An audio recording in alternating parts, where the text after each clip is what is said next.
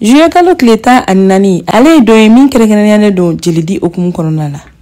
O baara okumu na min ye CNTS ye n'o ye Mali jelisoba ye. Olu ye baara dɔw sigi sen kan walasa ka maaw kunnafoni jelidi yɛrɛ nafa kan. Nin kɛnɛ in kan an b'a yirala k'a fɔ ministre min sigilen bɛ kɛnɛya kunkanko kan an ka jamana kɔnɔ ale yɛrɛ kun bɛ yen nɔ. Ani min ye OMS ye n'o ye Organisation Mondiale de la Santé o fana ka lasigiden fana kun bɛ nin kɛnɛ kan. Ani association jɛkulu caman minnu ka baara bɛnnen don jelidi ma n'u bɛ donation organiser Mali kɔnɔna la walasa ka jeli di. Nin kɛnɛ in kan o kuma la min ye jelidi nafa ye. Nafa min bɛ jelidi la wa i bɛ se ka baraji min sɔrɔ a baara kɔnɔna la. Maaw sɔnna nin kɛnɛ in kan minnu yɛrɛ ka baara ye jelidi ye. Dɔw yɛrɛ bɛ olu ye jelidi fo ka taa sigiyɔrɔma 200 la. Dɔw bɛ siɲɛ 30 siɲɛ 40 ani kɔ.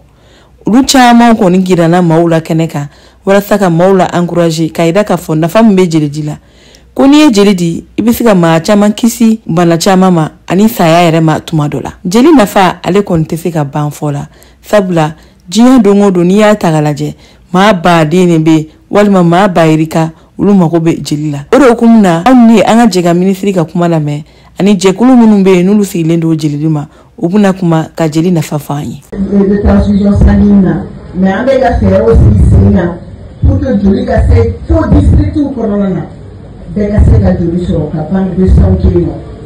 n'i ka mɔgɔ min banana an b'a ye waati caman mɔgɔw ni bɛ degun joliko la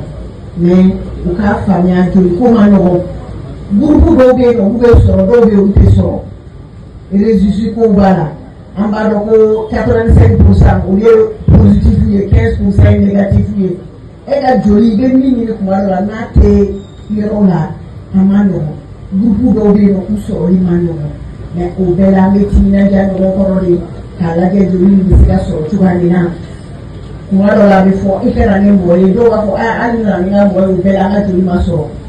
e bɛ na ni ka mɔgɔ min ye compensation de la a bɛ fɔ cogoya min na o kɔrɔ tɛ kɛ ka na ni ka mɔgɔ min ye ko joli de bɛna ta ka k'i ka banabaatɔ la ayi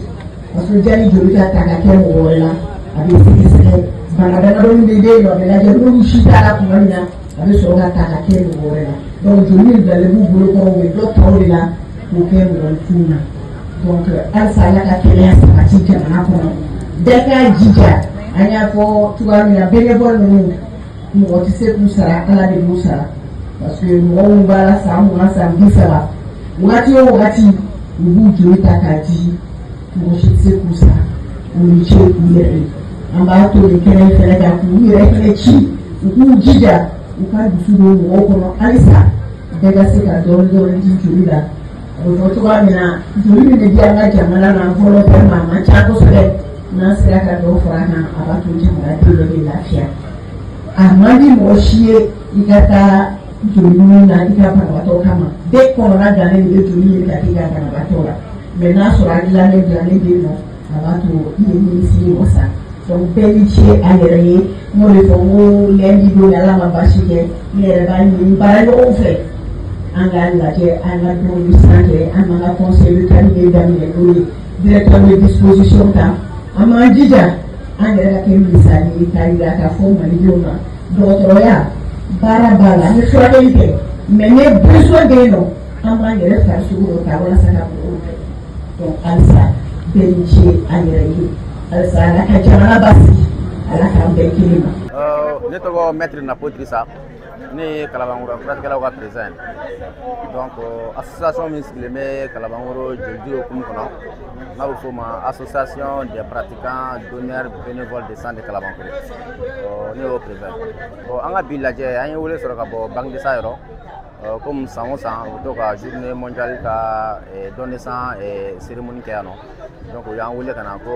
an ka na u dɛmɛ u ka cérémonie na an sera o hukumu kɔnɔna la yanni n ka don kuma kɔnɔ n content don fɔlɔ n bɛ banque de sang mɔgɔw fo u ka reconnaissance la bi yɛrɛ u ye jɔnjɔ di anw ma n'o ye attestation de reconnaissance ye k'a jira k'a fɔ an bɛ ka baara min kɛ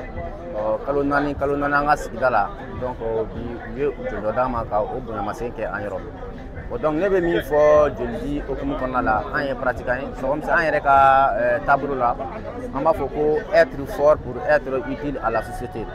o kɔrɔ tɛ dɔwɛrɛ ko maa y'i nafa ye donc maintenant joli ye fɛn dɔ ye joli tɛ se ka dilan a tɛ se ka feere bon solution min bɛ joli la o de ye ka joli di ka nɔra bila bon an minnu ye sifinnaka ye n'an ka kɛnɛ farikolo kɛnɛya n'a hakili kɛnɛya la donc n'an poids b'a permettre kalo naani an bɛ fara ɲɔgɔn kan ka joli di bon n bɛ profiter nin fɛ ka message dɔ lancer ka taga population ma ka taa jeunesse bɛɛ lajɛlen ma bon ko bɛɛ ka kɛ jolidila ye bon jolidi bɛna fɔ ka don dɔ kɔlɔn segin don dɔ min nɔgɔ de ɲɛ voilà donc an yɛrɛ fɛnɛ ka jolidi bɛ yen nɔ o bolodali n'o ka bɛn juin kalo tile 28 na Kalabankoro mairie kɔnɔna la o ye an ka jolidi tako 10nan ye voilà an bɛ wele bila bɛɛ lajɛlen ma a don bɛɛ lajɛlen ka bɔ an ka san di k'an mɔgɔ ɲɔgɔn sauver ne nisɔndiyalen don o la kosɛbɛ ka da kan ko maa y'i yɛrɛ ye maa y'i nafa ye